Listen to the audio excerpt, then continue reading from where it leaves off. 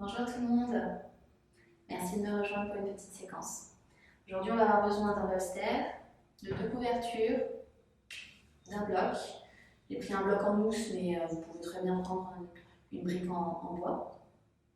Voilà, si vous n'avez pas tout ce matériel, il y aura peut-être certaines postures que vous pourrez plus ou moins faire. Vous pouvez utiliser des choses de chez vous comme des coussins, voilà, pour remplacer les couvertures ou remplacer le bolster. Donc, soyez créatifs, n'hésitez pas. Et puis sinon, vous pouvez aussi les faire sans support. Donc il n'y a pas de souci, ou sinon vous passez la posture, ça ne va pas non plus être trop problématique, donc ne vous en faites pas. Voilà, on va commencer en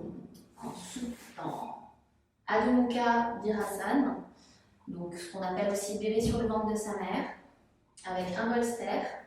Moi je vais utiliser une couverture que je plie en deux dans le sens de la longueur pour rajouter de la hauteur, parce que j'aime bien être confortable et pas me sentir complètement écrasée. Et on va avoir une autre couverture qu'on va placer sur le ventre. Donc au début, on a les gros orteils joints, les 2 genoux écartés. On rapproche le bolster environ à mi-cuisse.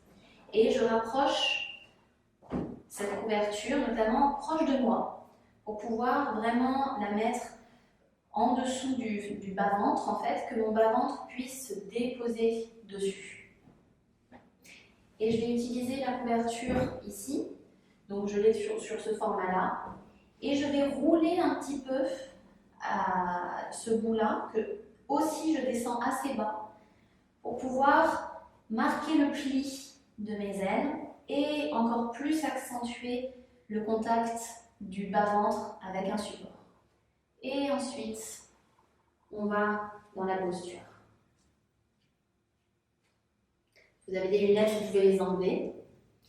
Gros orteils joints, essayez de rentrer vos chevilles, de ne pas les laisser s'écraser. Les chevilles rentrées, les tibias pressés dans le sol, les fessiers vers les talons, sur les talons. Si les fessiers ne touchent pas les talons, vous pouvez toujours mettre un petit coussin, une petite couverture entre les fesses et les talons pour quand même que les fesses aient un contact et s'apaisent finalement. Placez les bras de chaque côté du corps et vous tournez la tête d'un côté. Bébé sur le ventre de sa mère. Donc, on ne va pas rester très longtemps, mais vous, chez vous, si vous voulez, vous pouvez rester plus longtemps et profiter du contact du devant du corps avec le bolster, avec les couvertures, et sentez la pliure de l'aine, c'est-à-dire la pliure des jambes avec le tronc, et le contact de la couverture, des couvertures avec le ventre, qui permettent au ventre d'aller vers l'arrière du corps, et au bas du dos de s'élargir et de se remplir. Tournez la tête de côté. Gardez les épaules loin des oreilles et sentez votre dos s'élargir.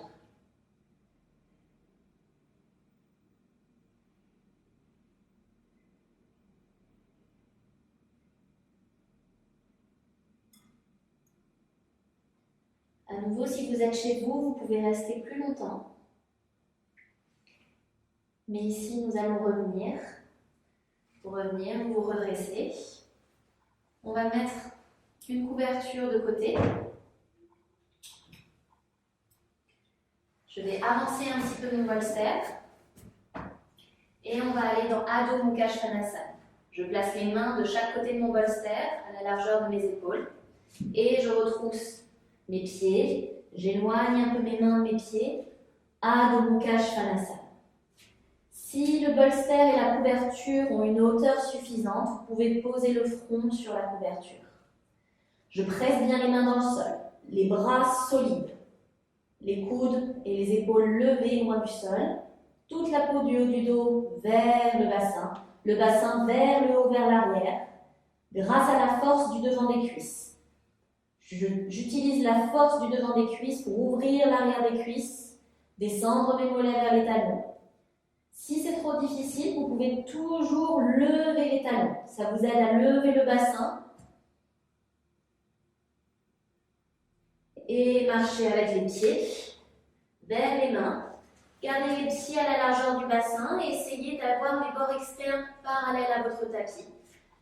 Gardez du poids vers l'avant du pied pour être sûr que le bassin est au-dessus des pieds, pas derrière, mais ancrez bien les talons. Remontez vos rotules pour avoir les jambes ascendantes et entrecroisez les coudes. Attrapez vos coudes et relâchez le tronc vers l'avant, Uttanasana. Les jambes sont ascendantes. Les mollets qui descendent vers les talons, mais les rotules qui remontent dans les cuisses. Et pour revenir, on étire les bras vers l'avant, vers le haut, tout en descendant les fessiers vers le bas et dans le corps. Ramenez les bras de chaque côté du corps. Très bien. Tadasana. On va enlever nos supports. Et on va mettre notre couverture dans ce sens-là. Et utiliser une autre couverture pliée en deux. Donc, on va se mettre à genoux sur cette couverture. Donc moi, je mets je suis encore debout et je mets bien la couverture dans le pli de mon genou. Je la tiens, je l'écrase et je me mets en Vajrasana. Ça, c'est une manière d'y aller. Mais vous pouvez aussi, je vous montre de côté, vous installer en Vajrasana, poser la tête au sol pour bien ouvrir le pli, le creux poplité, le pli du genou, mettre votre couverture, la tenir et revenir vous asseoir en Vajrasana. On ne mettra pas de sangle, on met parfois des sangles, mais pour aujourd'hui, on ne mettra pas de sangle.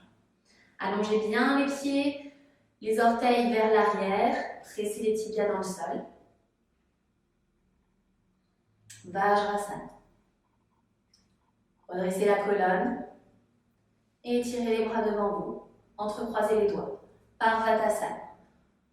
Poussez les mains vers l'extérieur, tendez les coudes en gardant les épaules basses et levez les bras. Parvatasana dans Vajrasana. Pressez les tibias dans le sol. Le bassin lourd qui pèse. Mais par contre, la colonne ascendante.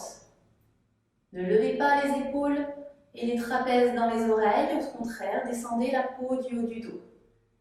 Et imaginez que vous avez une brique dans le milieu du dos qui vous rentre la partie qui est habituellement bossue, la partie du haut du dos qui est habituellement bossue. Imaginez que vous creusez cette partie-là. Retirez les bras devant, continuez à vous grandir, Vajrasana. Je vous le remonte de côté. On change l'entrecroisement des doigts, on tourne et on étire les bras. Le bassin lourd, la colonne ascendante, les côtés du tronc ascendants. Gardez de l'espace pour la nuque. Donc ne montez pas la peau du haut du dos et les muscles du haut du dos vers le haut, mais au contraire, descendez ces muscles du haut du dos loin des oreilles. Et toute cette partie-là, qui a tendance à s'arrondir, creusez cette partie-là.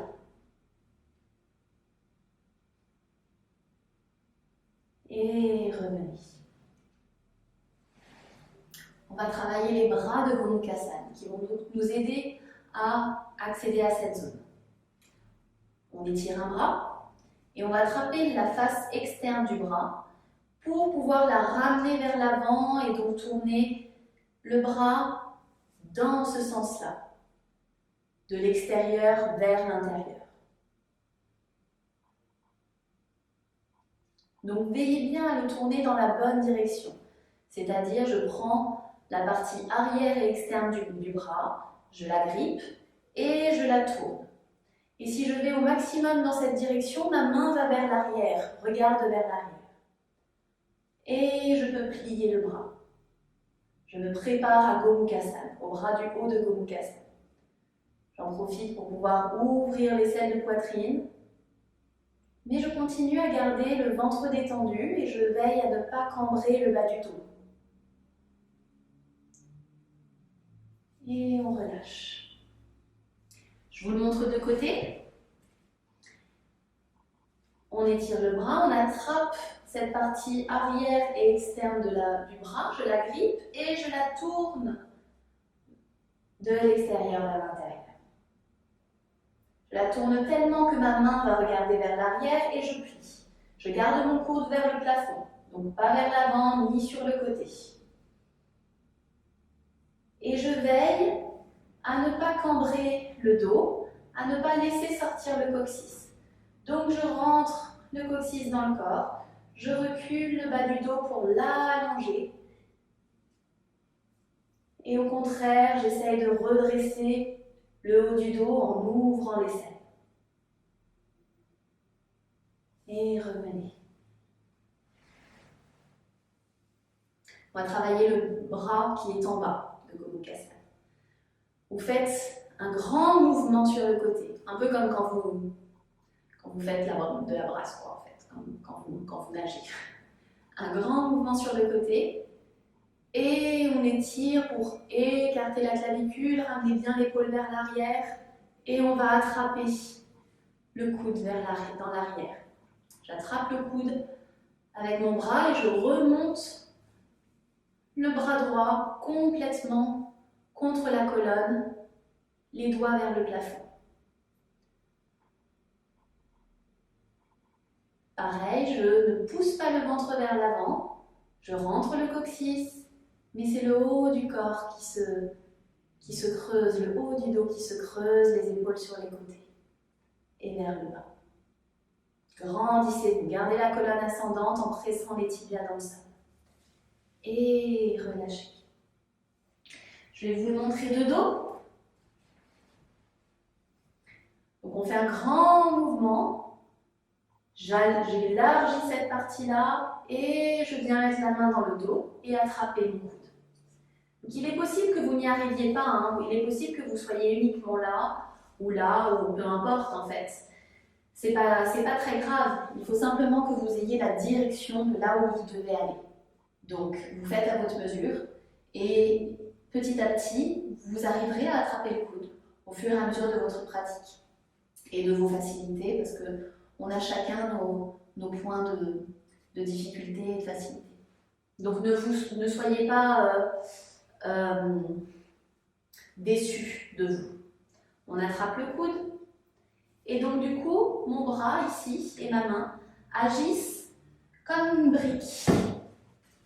Comme une brique qui viendrait me rentrer toute cette partie-là dans le corps pour pouvoir ne pas arrondir le dos. Au contraire, cette partie-là rentre dans le corps grâce à mon avant-bras et ma main. Les épaules larges, et la peau du haut du dos qui descend. La colonne ascendante, à allonger la nuque. Ne serrez pas le ventre. N'agrippez pas le ventre. Ouvrez la poitrine plutôt. Et relâchez. Très bien. Gomukhasana complet. Alors pour certaines personnes, vous n'arriverez pas à attraper les mains dans le dos. Pour ces personnes-là, vous pouvez prendre une sangle pour pouvoir attraper vos mains dans le dos. Enfin, ou attraper la sangle avec vos mains. Sinon, on le fait dans la forme complète. Les deux bras ensemble. Gomukhasana. Le bras du haut, je continue à le tourner dans la bonne direction, comme quand j'avais ma main qui l'agrippait. Le coude va vers le plafond et ne s'écrase pas contre ma tête. Le bras du bas, je continue à ouvrir l'épaule vers l'arrière et vers le bas. Et l'avant-bras et la main poussent toute la partie dorsale de mon dos. Je presse les tibias dans le sol, le bassin lourd et j'ai la colonne ascendante.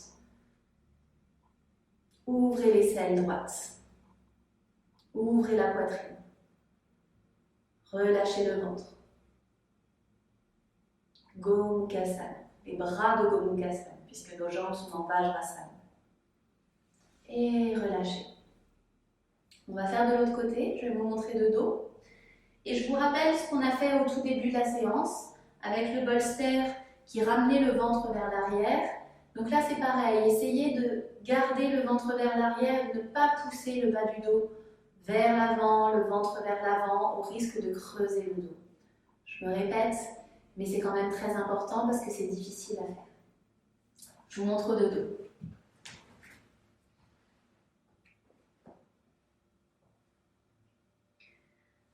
On étire les bras, chacun dans sa position.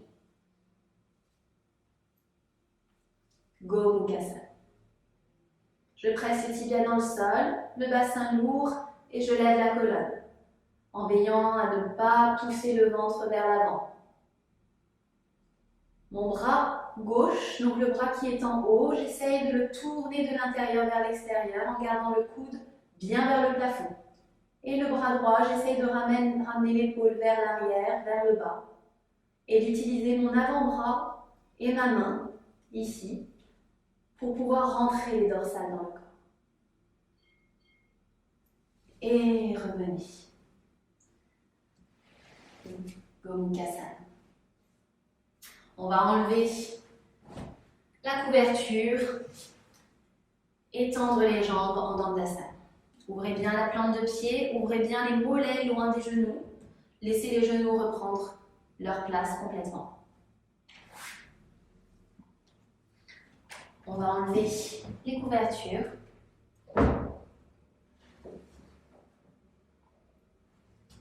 Et on va passer debout.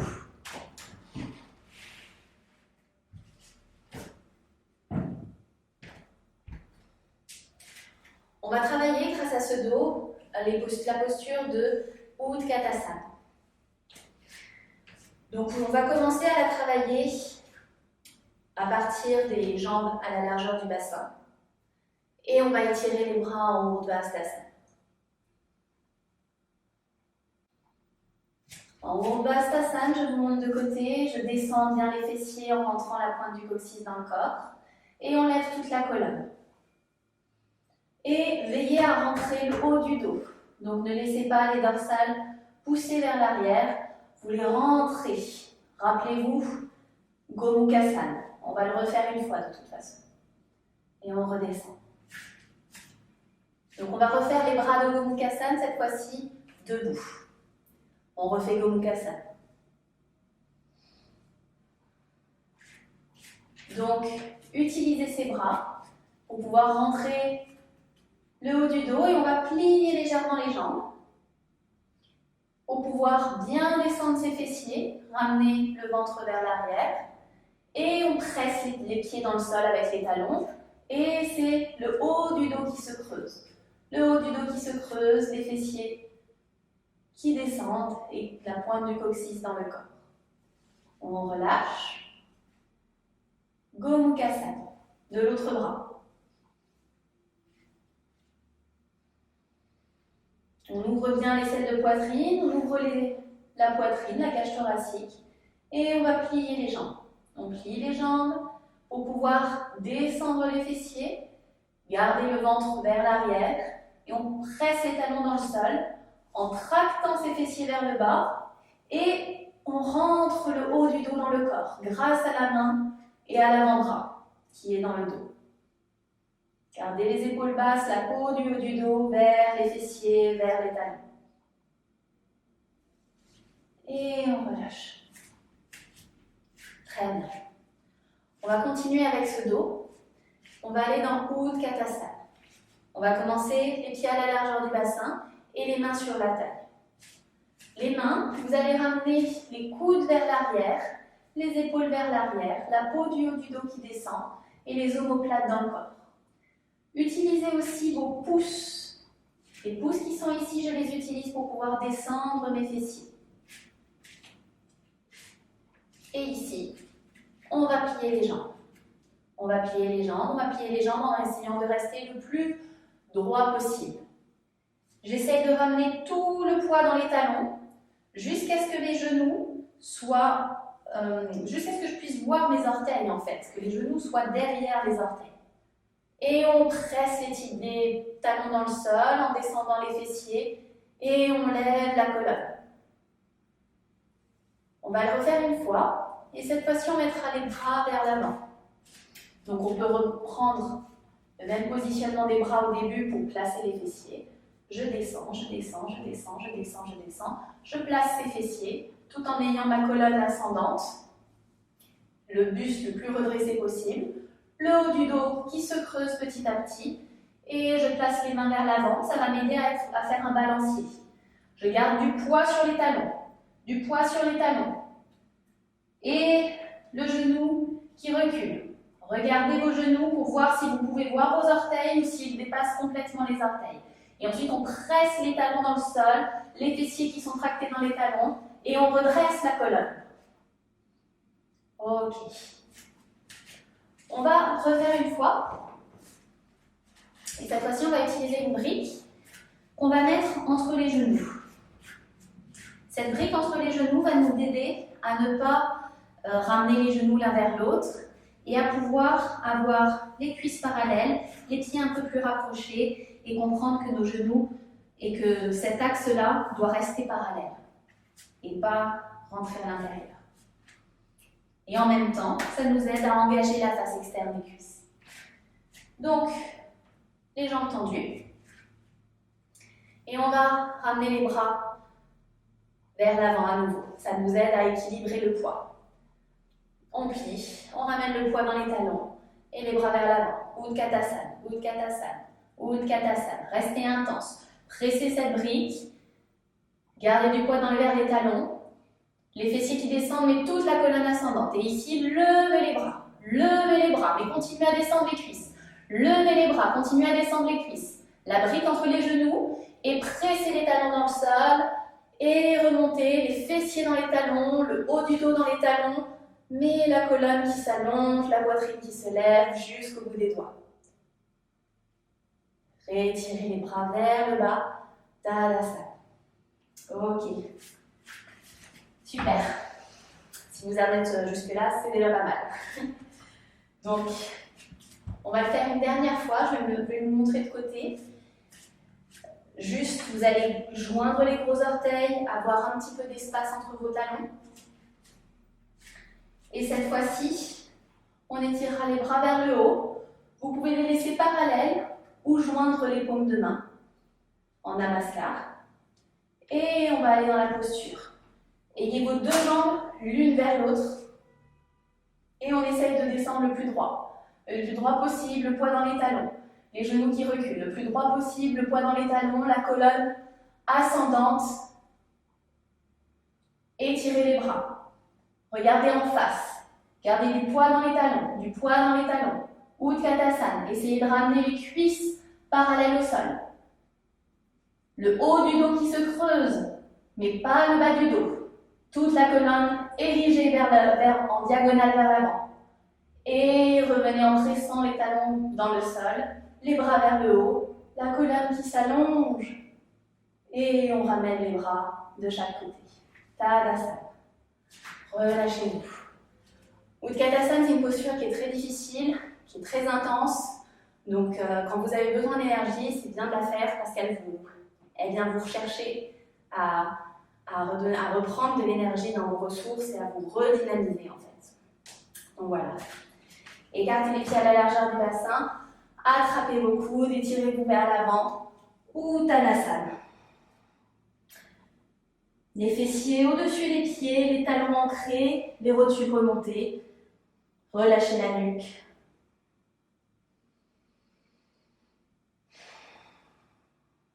On va passer dans Adho Mukha Svanasana et cette fois-ci, vous plierez un petit peu votre tapis et on va l'attraper, on va le déchirer vers l'avant et sur les côtés. Donc je l'agrippe, je recule mes pieds, je vais dans la posture et j'imagine que je déchire vers l'avant et sur les côtés le tapis. Ça m'aide à accéder à mon haut du dos, ça m'aide à avoir les bras saisis. Adho Mukha Svanasana. Le haut du dos vers le bassin. Toute la peau du haut du dos vers le bassin, les omoplates engagées dans le corps, la tête, les oreilles alignées avec les bras, et le devant de cuisse qui est moteur. Le devant de cuisse qui est moteur vers l'arrière.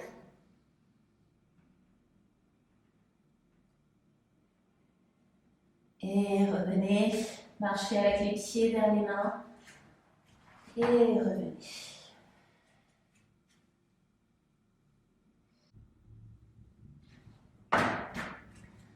Si vous êtes chez vous et que vous savez faire Shirshasana, c'est-à-dire la posture sur la tête, vous pouvez faire Shirshasana. C'est un bon moment. Dans cette vidéo, on ne va pas le faire, mais ça peut être une bonne posture puisque vous allez travailler ce haut du dos, puisque vos jambes sont toniques et que du coup, vous pourrez être sur la tête. Donc, je vous montre la posture, mais debout. Vous pourrez être sur la tête et vous en retirerez beaucoup de bénéfices en fait avec le positionnement de tout le travail du dos, de la colonne, des jambes qu'on vient de faire. Voilà. Pour cette vidéo, on ne va pas le faire. On va aller dans Vrikshasana. On va profiter de ce haut du dos, de ses jambes pour aller dans Vrikshasana. Attrapez votre cheville. Vous montez le talon très haut dans le périnée, les orteils qui descendent vers le sol. La face externe de la jambe qui presse vers le pied qui pousse la face interne. Donc vous avez deux forces opposées qui vous permettent d'engager la jambe vers le sol qui sera un support pour votre colonne. Étirez les bras sur les côtés et ramenez-les vers le haut. Vous pouvez joindre les paumes de main. Vrikshasana. Profitez du haut du dos. Creusez le haut du dos. Creusez ce haut du dos, descendez les fessiers. Allongez la nuque. Et imaginez que vous êtes une flèche. Rentrez dans l'état d'esprit de cette flèche, de cet arbre, qui est ascendant et qui est franc dans sa direction. Le pied dans le sol, les doigts vers le plafond. Une ligne droite. Descendez les bras, descendez le pied. Si c'est difficile en termes d'équilibre, vous pouvez toujours vous rapprocher d'un mur. Donc, je vous montre, on peut toujours s'approcher d'un mur. Donc, vous positionnez votre jambe et on va grappiller avec la main. On va étirer le bras et petit à petit, on va ramener les deux bras l'un vers l'autre, sachant qu'on aura toujours le mur sur le côté pour pouvoir nous aider, si besoin. Vrikshasana. Et redescendez les bras. On va le refaire une fois. On va le refaire une fois dans l'esprit d'aller dans Utthita Trikonasana. Donc, Vrikshasana. Tournez bien cette racine de cuisse et engagez la hanche. La hanche, c'est l'articulation de la tête de fémur dans son cotyle.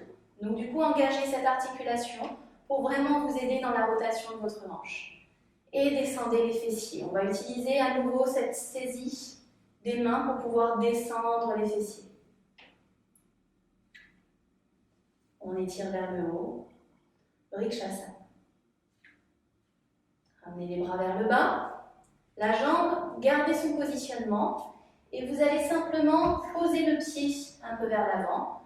Toujours dans le même positionnement de la jambe. On plie la jambe et on recule la jambe arrière. Et on se retrouve dans le début, la première étape des postures debout. Donc, des postures debout latérales. Et donc, dans la première étape de Utthita Trikonasana. Étirez vos bras.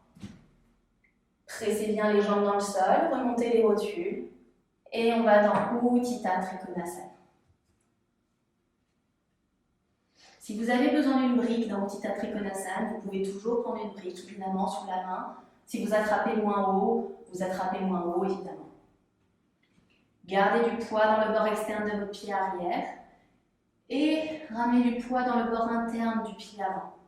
Engagez la rotation de votre jambe droite, de la hanche droite. Et revenez comme si on vous tirait par le bras. Au Utthita Trikonasana. Et on ramène les pieds de face. On plie les jambes, sautez. Tadasana. Vrikshasana. Donc on refait Vrikshasana. On utilise le positionnement des mains derrière. Donc je vous montre comment pouvoir descendre ses fessiers, mais je grandis ma colonne. Je ne me laisse pas m'affaisser parce que je descends les fessiers. Et on étire les bras. Vrikshasana.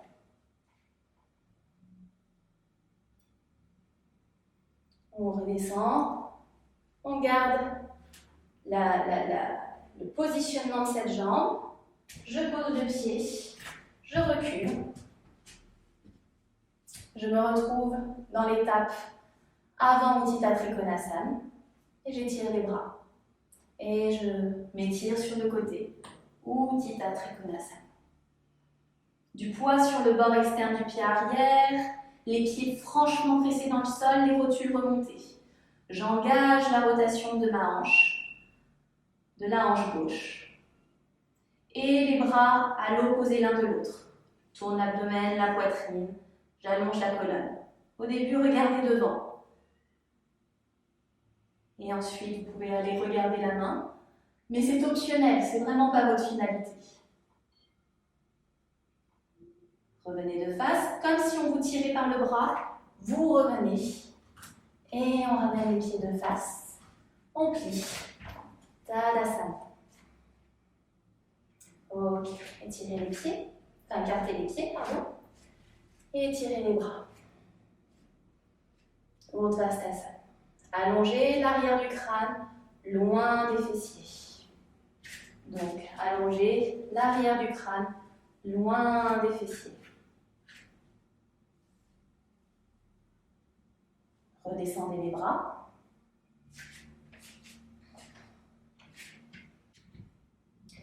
Pour finir, on va rapidement passer au sol.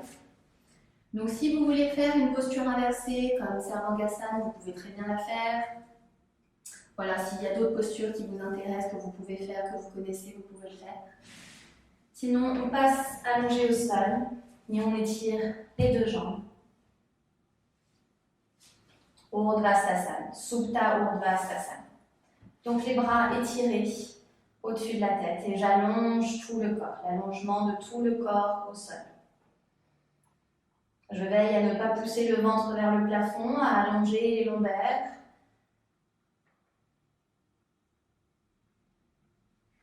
Et je ramène les bras de chaque côté du corps, je serre, je rapproche mes jambes. Je descends encore la chair de mes fessiers, des hauts fessiers, la peau des hauts fessiers vers les talons. Et on ramène la jambe gauche. Donc je commence avec la jambe gauche, comme ça vous voyez mieux. D'habitude, on commence avec la jambe droite.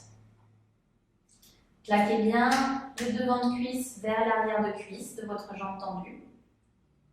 Et imaginez que vous êtes debout. Donc la jambe est tonique, dynamique.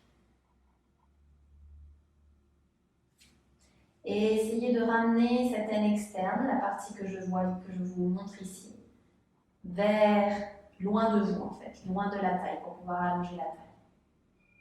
Allongez la colonne, les coudes sur les côtés. Profitez du dos allongé au sol. Sentez-vous sur une même ligne, talon, sacrum, arrière de la tête. Sur un même plan. Puis on change.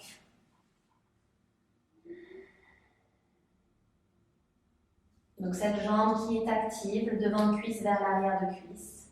Je ne la laisse pas tourner vers l'extérieur non plus. Mes fessiers qui sont toujours dirigés vers mes talons. Et ma colonne jusqu'au sommet du crâne.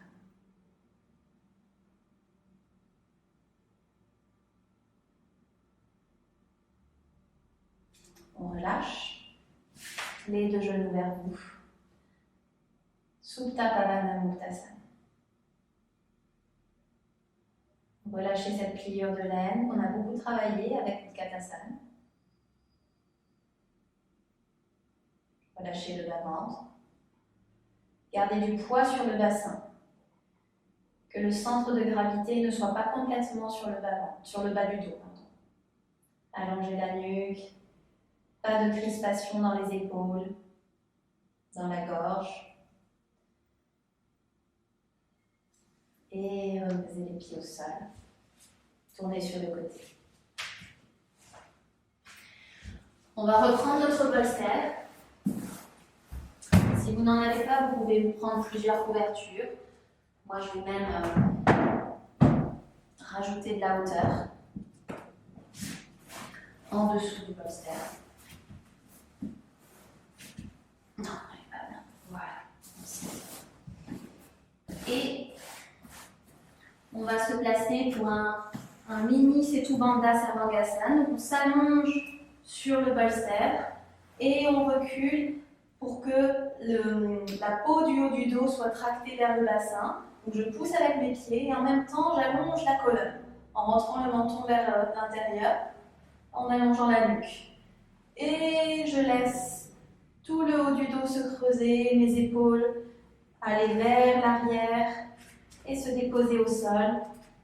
Et je garde les pieds larges pour que les genoux aillent un peu vers l'intérieur. Vous devez être confortable. Les fessiers qui descendent vers les talons. Vous pouvez garder les jambes comme ceci, ou vous pouvez les étirer. Mais quand vous les étirez, il faut que vous soyez actifs. Les fessiers dans les talons, les pieds qui poussent un mur imaginaire, le devant de cuisse qui va vers l'arrière de cuisse pendant que les fessiers s'engagent dans le corps. Si vous voulez étendre les jambes aussi, je vous conseille de vous mettre plutôt proche d'un mur pour avoir les pieds au mur. C'est aussi une façon de faire. Mais dans cette version, aujourd'hui, celle que je vous recommande est plutôt d'avoir les jambes pliées pour éviter de la tension dans le bas du dos. Si vous avez des lunettes, enlevez-les. Et vous pouvez rester dans cette posture aussi longtemps que vous le pouvez, que vous le voulez. Nous ne resterons que quelques secondes, mais vous pouvez totalement rester plus longtemps. Le ventre se dépose vers l'arrière du corps, la poitrine s'ouvre, les épaules s'ouvrent. Le bas du dos est long. Relâchez les yeux, la peau du visage, la gorge.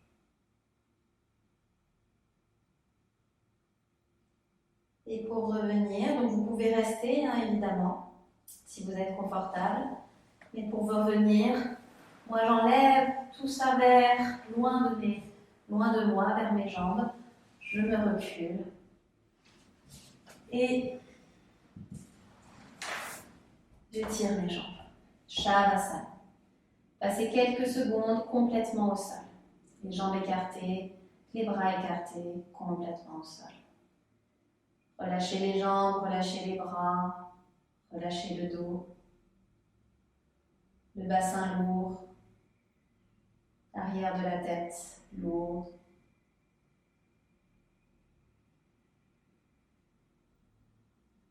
Shavasana. Vous pouvez totalement arrêter la vidéo et rester en Shavasana plus longtemps.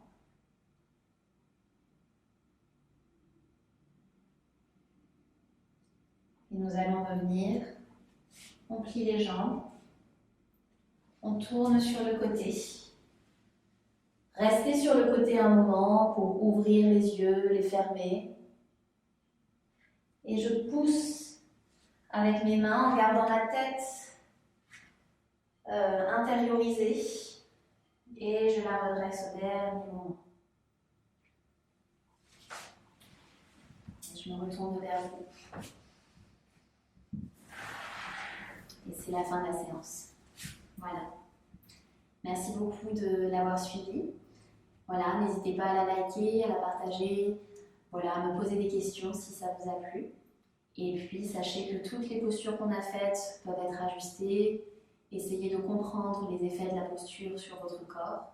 Si vous n'avez pas tout le matériel, vous pouvez en utiliser moins ou en utiliser du matériel de chez vous, enfin des coussins pour pouvoir ajuster, ou ne pas les utiliser du tout. Parfois, ce n'est pas forcément nécessaire.